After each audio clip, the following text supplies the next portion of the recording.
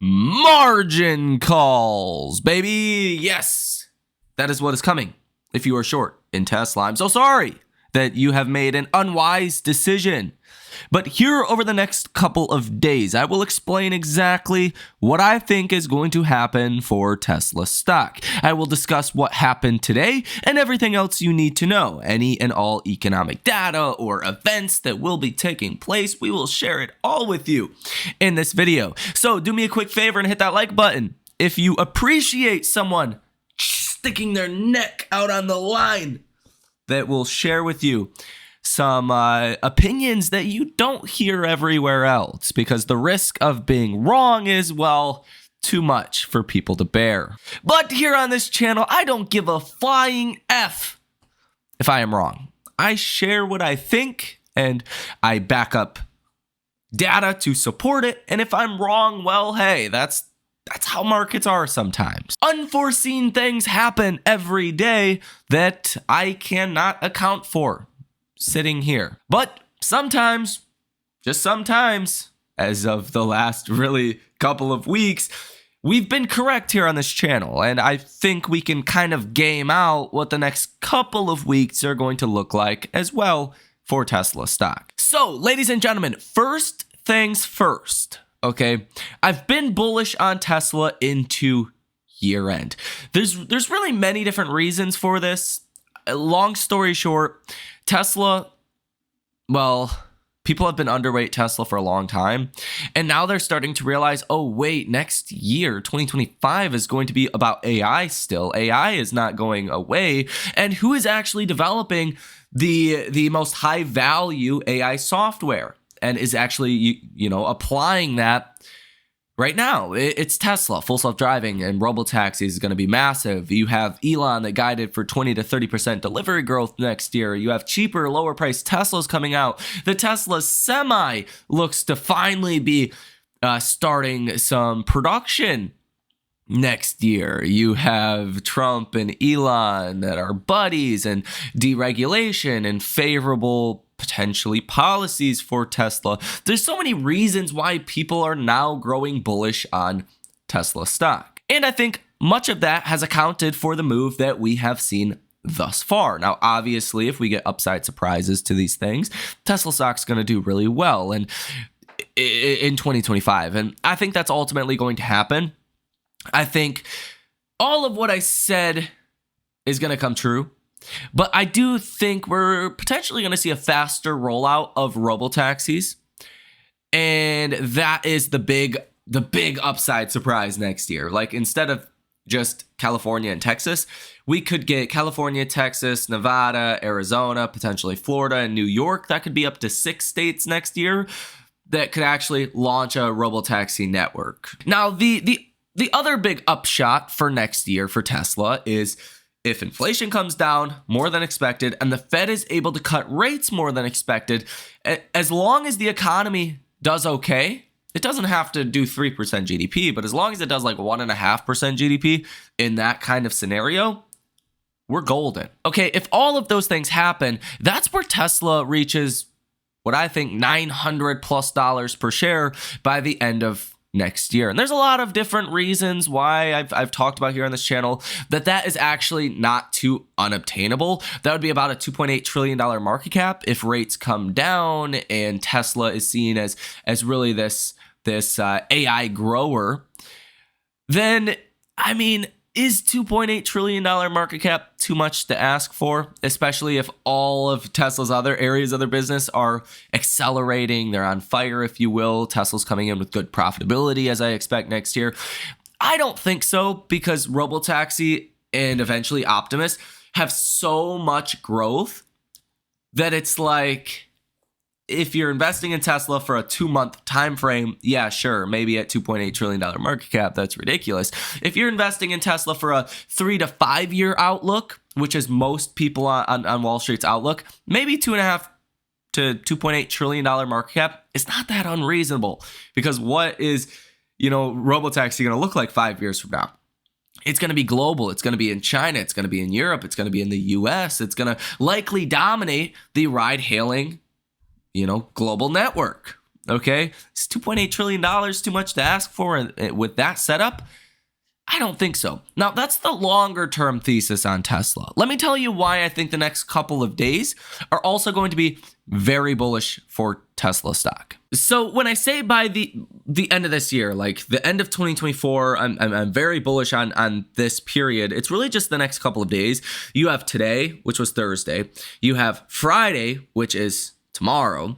And then you have Monday, that's December 30th. On Tuesday is New Year's Eve.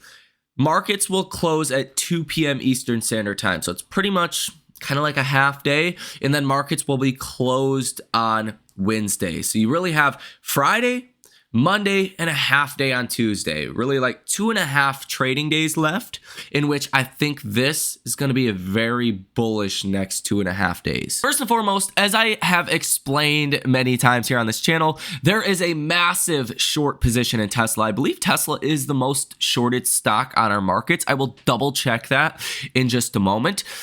But there's a lot of shorts, and they're in a big problem. And just I try to put myself in the perspective of hedge funds and institutions, okay? So that's where this whole logic is coming from. Much the same way as, you know, if you try to sympathize with someone else, if you're having a conversation with someone, you try to put yourself in their position, right? If you're trying to give advice or something, you try to put yourself in that same position, okay, psychologically speaking. Well, if I try to do that with a hedge fund or institution that's short in Tesla, I'm like, hey, okay, Tesla has done really well recently.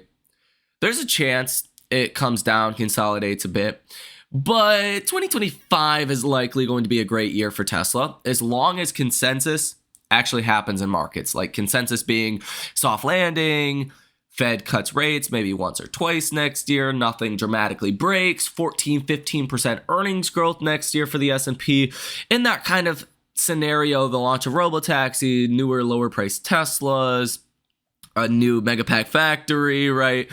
These are not backdrops you want to be short in, okay? And then I'm, you know, as a hedge fund or institution that's short in Tesla and say is up 25% for the year alongside the S&P that is going to have to soon send their clients a big tax bill, I'm saying, hey, can I just cover on my short position in Tesla? It's not going to affect my P&L at this point. It's already accumulated in there. And maybe send my clients less of a tax bill because I covered on my short position. And hey, I don't have this risk in being short in Tesla next year. That to me makes a lot of sense. Now, you know, who knows? Hedge funds, institutions, they do things that don't make sense all the time. But logically speaking, I think that means we're going to have a really strong end of the year 2024. Okay. The next 2.5 days, in other words. Now, I also think January is going to be really strong as well, just kind of to give you a little bit of perspective to what we talked about in the last video. Tesla deliveries come out on January 2nd. Worst case scenario, I have Tesla deliveries at 487,352. Okay. Best case scenario, I have Tesla deliveries at 574,174. Okay. That's a really good situation. That would be, what, 50,000 more deliveries than Wall Street is expecting. That would beat consensus views by 10%, essentially.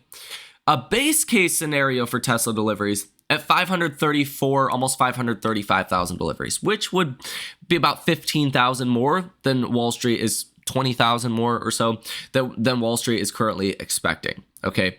As long as the base case or bull case or somewhere between is the number that we get on January 2nd, yeah, Tesla's stock is going to rip higher in early January. Because to a certain extent right now, what you're seeing in markets, it's all just tactical, right? Value stocks have gotten sold because they've been the underperformers with tax loss harvesting. Big tech has continued to ride higher because there's not very many losses in big tech. And during the Santa Claus rally period, a lot of people are like, hey, I don't want to get out of big tech right now. There's not a reason for big tech to really come down. People are not tax loss harvesting that. But I think there's a risk to big tech as we get into 2025, okay? As you get into 2025, people start to buy back all those value stocks and cyclicals and small caps that they tax loss harvested. I think the broadening out trade still makes a lot of sense next year. Thus, you could see some headline S&P risk if people start to sell big tech. Now, I don't think Tesla gets grouped in that category. Tesla normally gets grouped into the category of, you know, your small caps, your interest rate sensitive names. And that's part of why Tesla kind of underperformed today. So in fact, if Apple or Nvidia and Microsoft and Google and Meta, let's say they get sold in the beginning of 2025, I think that's actually to Tesla's benefit because, I mean, I think next year is still going to be all about AI. It's going to be about software and AI appliers. And Tesla is by far the best place to position in. And typically, when a stock is at all-time highs, when a stock is doing well, it tends to continue to do well until something goes wrong, right? If Tesla deliveries go wrong on January 2nd, that's a problem considering Tesla's rallied so much. But strength tends to lead to strength, and Wall Street tends to buy strength, expecting more strength. Okay. And that's why I think January is just going to be a really strong month for Tesla in general. And apparently everyone else thinks so also. Okay, check this out.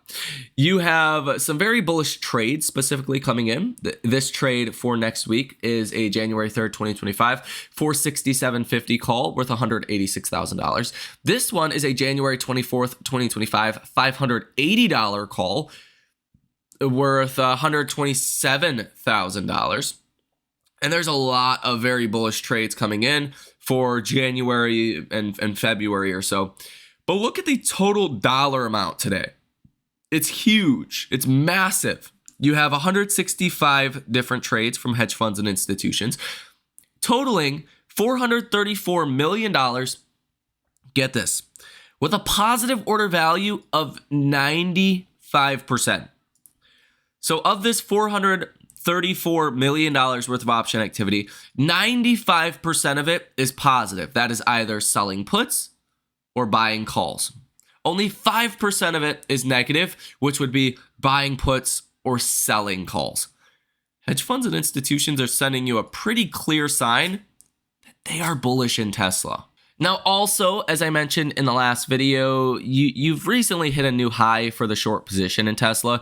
80.55 million shares are currently sold short, totaling $37.25 billion worth. Here on the day today, you have return shares of 658,000 and borrowed shares of 476,000. That means you've actually seen about 200,000 shares today get covered on. Okay, so slowly but surely you are seeing shorts covering on short positions. But normally, like, you see a lot of covering when the stock is green. When the stock is doing really well, that's when hedge funds and institutions and fund managers tend to get a little bit nervous and actually cover on those short positions. Now, today is Thursday, tomorrow is Friday. Again, we had initial jobless claims that came in better than expected. 219,000 today versus expectations of about 224,000, so that was good. Continuing jobless claims came in well higher than we were expecting at about 1.91 million. We were expecting 1.86 million. 3-year high there, but it really doesn't tell you too much. There's more people on unemployment insurance. I mean, it's really not that end all be all data point. Now, tomorrow is Friday, we have good trades balance, expecting a deficit of 100.7 billion. Retail inventories excluding autos expected to come in at about 0%. Wholesale inventories month over month advanced data for November expected at 0.2%. This data will go into the Atlanta Fed GDP Now tracker, so we may get a new update for GDP coming tomorrow with current consensus from the Atlanta Fed GDP Now tracker over 3% for Q4 GDP. So yeah, the economy apparently is doing very well. And that is it for Friday. Okay, it for tomorrow as far as economic data. On Monday morning, Chicago PMIs, pending home sales, Dallas Fed manufacturing, and some manufacturing data out of China will be coming out. Tuesday is your half day. You have the S&P Case-Shiller home price month over month and year over year, and that is it. So you really don't have any big economic data between now and the last trading day of 2024, which is that half day on Tuesday.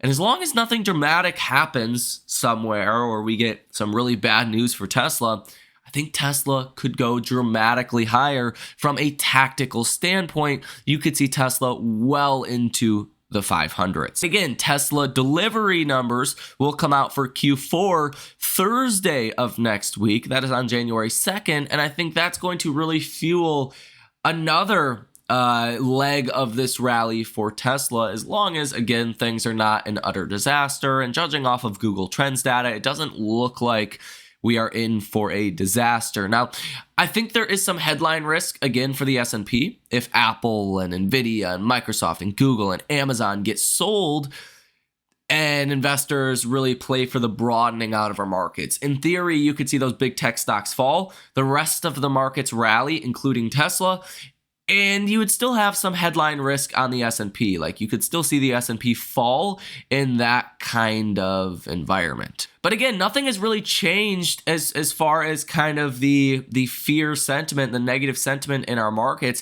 CNN Fear and Greed Index is at 37. Like, you know, I tend to be a contrarian by nature. So when I see fear in the CNN Fear and Greed Index, and I see fear in other indexes we'll look at in just a moment, I'm not fearful in that environment. You know, if markets get to neutral or especially like greed, then we could start to have the conversation of, well, maybe sentiment's getting more bullish now. But no, you're still extremely negative.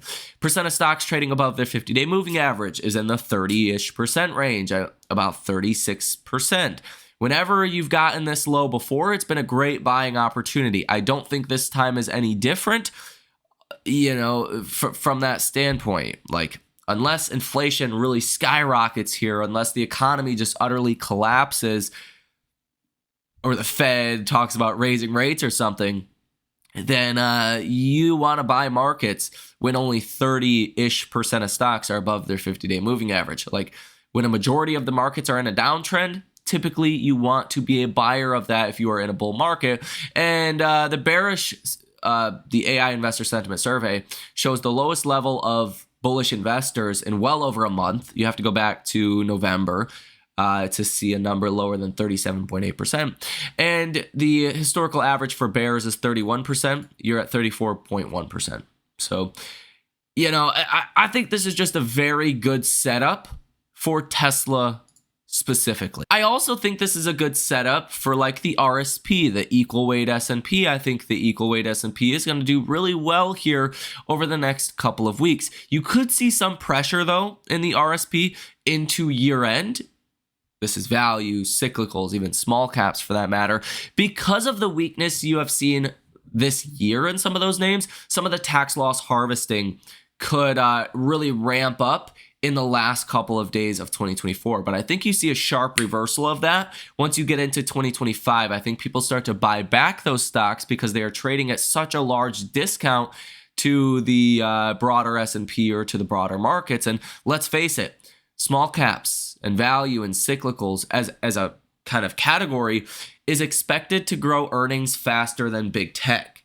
Okay, all big tech names besides Tesla next year. And that's where I think some of the headline pressure will come in the S&P if some of those stocks take the back burner and the rest of the markets kind of catch a bid.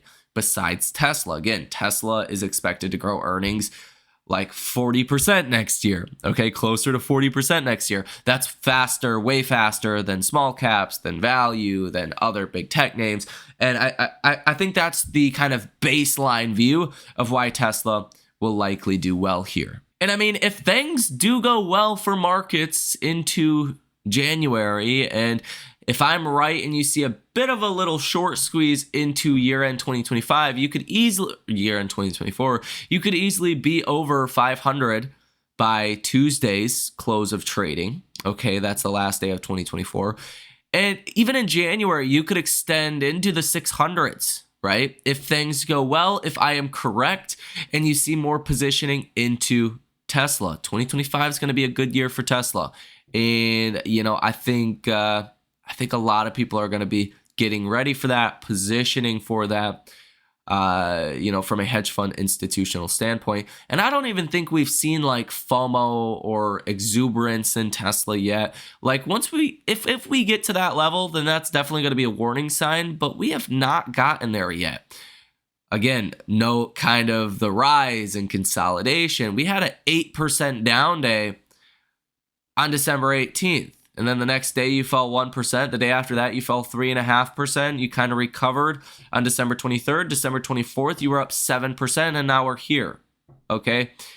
This is not irrationally exuberant where Tesla's just going up each and every single day. And if potentially Tesla could reach that $600 level, I know it sounds crazy, but I mean, we've seen crazy already happen. Tesla went from $200 per share a couple months ago up to $450. That would technically be a rally of about 32% from here. But, when Tesla goes, it really tends to go. People are underweight in Tesla. People have been bearish in Tesla for a long time. People are short in Tesla. Look at the option positioning.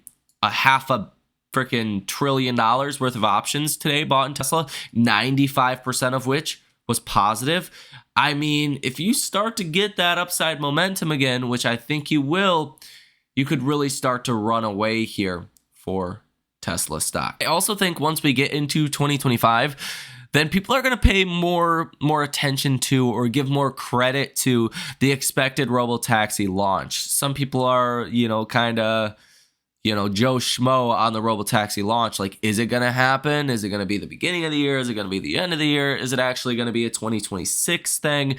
Once you get closer to that actual launch of robotaxi, then I think you're going to see a little bit more enthusiasm come into Tesla. And that could be around Tesla earnings where we get more definitive guidance for robotaxis. So we will have to wait and see. I really don't see the bear case on Tesla unless inflation skyrockets or unless the economy craters or starts to really look bad. And at this point, that's not happening. Unless we get some really bad news for Tesla or something like that, it's hard to make a case for Tesla to fall from here. And trust me, when things get too euphoric, when things get too crazy, I will be the first one to tell you, like, hey, you might want to reduce some exposure. If you're trading or investing in Tesla money that you need, you should probably pull that money out you need. I don't think we're there. I don't see the setup for that. Again, unless we get really bad news for Tesla, really bad delivery number, which looks unlikely, unless we get inflation that starts to really go up, looks unlikely, unless the economy starts to really deteriorate in the near-term future, which looks unlikely, then I think Tesla is going higher. And it could go a lot higher. Like, you're only at a $1.4 trillion market cap. I mean, with how much growth Tesla has in front of it, yeah, I wouldn't want to try to stop that train. Let's just put it that way. So let me know what you guys think down below in the comment section. Have a fantastic rest of your day, and I will see you in the next one.